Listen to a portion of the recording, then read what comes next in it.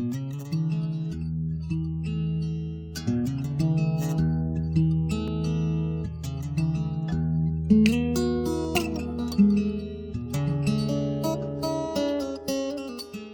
right, start here. I'd like to welcome everybody here today. This is usually Jim Scholl's job, but I'm filling in for him. He had to go up to Keys today for a meeting.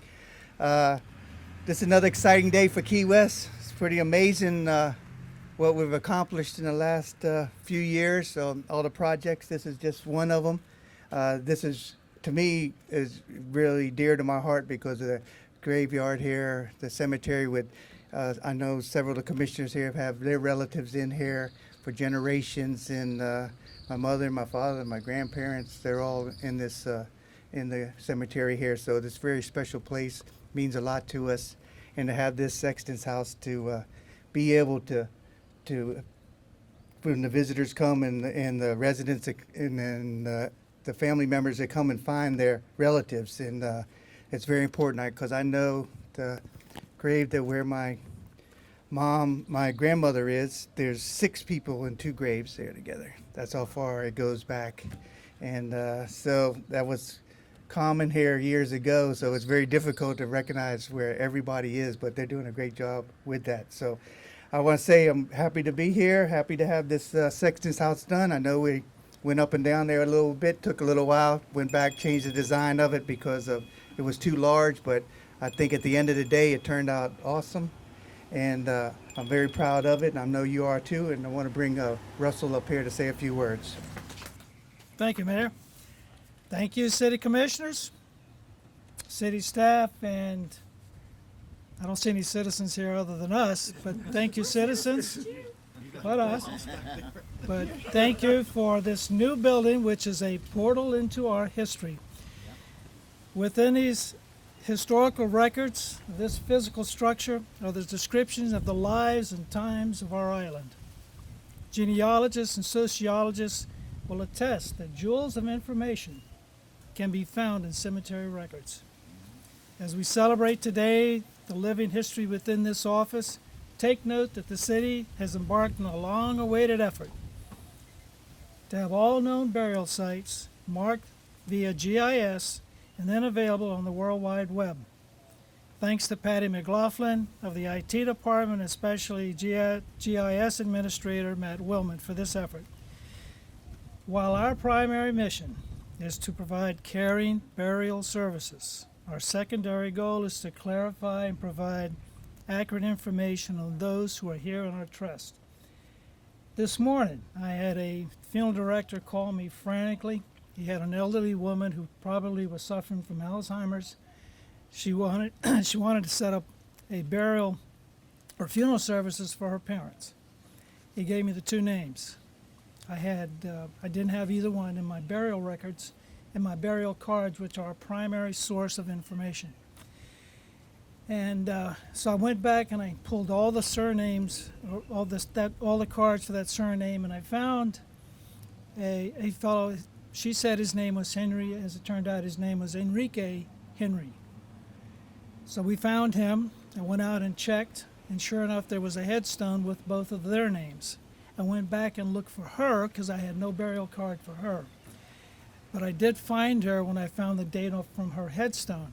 So today we were able to add new information to our history here. Thank you. Thank you, Russell. Thank you for the great job you do here. Now we're going to bring up Creed Howell to talk a little bit about the project. Good morning, everybody. Thank you for having me here.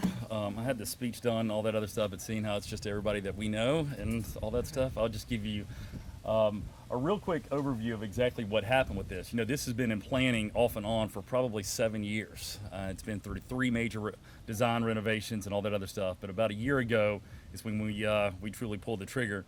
Devon Steckley, it's a funny story. Devon Steckley, he came into my office and he dropped 2 3-ring binders that are about that thick on my desk. He said, "Hey, we're handing this project over to you. It's already been bid. You know, we've already got a contract. It's easy peasy." I'm thinking, you know, I've got City Hall and I've got transit. I mean, what could 900 square foot sticks and bricks do? Until Marcus called about a week later and he said, "Dude, you need to come over here and take a look at this." There isn't one slab that when they were doing the demo for this, because community service was tasked with that, there was 2. there wasn't one set of footers, there was 3 sets of footers in here. So that house that you see right there, that wasn't the only slab that was here. There was a one before that. And it might have been 2 because of the amount of footers we had. And I said, that's great. Well, okay, we got all that worked out. We got all that taken quick. About a week later, Christian Bisson with Pedro Falcon called. And he said, Creed, I need you to come take a look at this. And so by then we had the site prepped and all that stuff and was ready. And they had the grade stakes out and the line strings out for the footers. And I'm gonna take your attention over to this sausage tree, which happens to be one of 5 in Key West proper. Well, that footer line landed about right here, and if you were to see the main trunk beam for the root system for this tree literally ends up and terminates inside the building. And Karen DeMaria, our amazing urban forester, said to me, and no, I might be paraphrasing a little bit, but at the pre-con, she said, you don't touch that tree, you don't look at it, you don't breathe on it, you don't talk to it, you don't do anything. And I had to go by that. And so what we end up having to do on that corner is literally cantilever over that root. We actually built a lintel in an auger pile and had to literally cross. So when you look at that, that's not a footer system that comes in and terminates at that corner. It's an actual beam that comes over that. So that was the second thing. And then I was like, I remember going to Devon that next day and saying, hey, bud, thank you. I appreciate that. Anyway, but long story short, we fixed up some ADA issues that we had here, and we ended up having the absolute beautiful building that you see today. The people that I want to thank, though, is the most important, let me back up to the 30 years that I've been in construction. This is one of the most important buildings because I saw how close the city worked together to make this happen. And it wasn't just Pedro Falcon, and it wasn't just Michael Miller. It was the efforts of Marcus and Rod and Karen DeMaria and Ron Wampler, going all the way out to Diane Silva. We didn't stick Dr. Silva. We didn't stick a spoon in the ground or a backhoe in the ground without her being here to make sure that we weren't unearthing something that didn't need to be unearthed. And so when I tell you that the city as a knit and as a whole truly helped build this facility, they really did. So thank you guys, the commissioners past and present, for being in the vision and making this happen. Russell, thank you wherever you are for what you do here. Thank you to Dr. Silva. Thank you to management and staff, Marcus and Rod, Michael Miller, and as much as I might have cussed him when they were trying to do the detail under this with that crown. I mean, I've been like it's 20 or 30 years. I grew up being a framer, so when I saw them actually having to put that stuff together, it made my heart hurt a little bit because that is truly, truly difficult. But it ended up in the ending. It was absolutely beautiful. But thank you very much to everybody who was here and was involved. And y'all have a great day. Mayor, it's all yours. Thank you, Creed. We're very fortunate to have you working for the city and overseeing all these projects.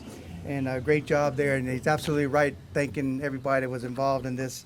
It makes me feel really good to see the way the community has come together, not only to preserve our history, but the trees. I mean, it's just an effort with the whole city and the community to try to preserve our history, which is so important. And what better place would it be than our cemetery with these, the residents here are our forefathers and the ones that made Key West the place it is today, that we all want to stay here and people want to move here too.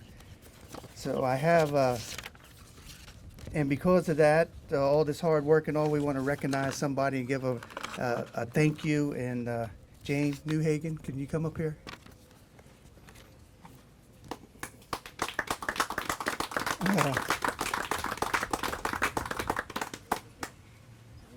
Jane Newhagen visited the cemetery as part of the ambassador program 11 years ago and decided to volunteer in the office. She was later hired to work part-time to transfer burial cards information to a data management system, which I had previously mentioned, which is very, very time-consuming and tedious. Jane has been the driving force in our ongoing effort to update our 169-year-old records, make informational changes as needed, and works diligently to preserve our unique history. And because of that, Jane, we want to make you an honorary Kaufman. Oh. Okay. Thank you for everything you do.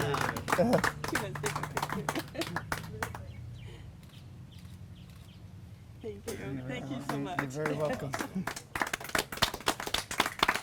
Okay, now we'll cut the ribbon.